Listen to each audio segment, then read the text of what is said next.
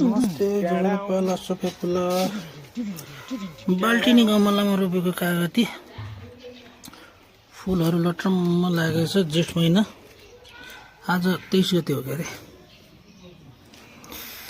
23 गतेको दिन म भिडियो खिचिरहेको छु। फुलहरू लट्रम्म लागेको हजुरहरूलाई देखाउँदैछु, हेर्नुहोस् है।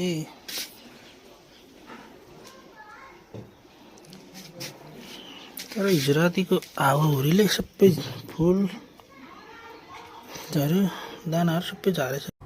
क्या बात कर रहे हैं? चिचिलो दानाहरू सबै झारेछ नि अन्त। यस्तो भएपछि कसरी सक्नु। लेकिन ये साला कर क्या रहा है?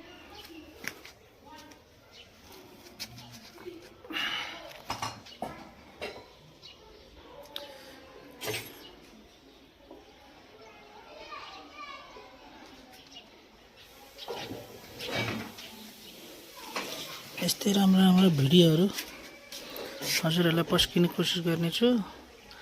लाइक फलो गर्न नबिर्सिनु है। बात तो सही है।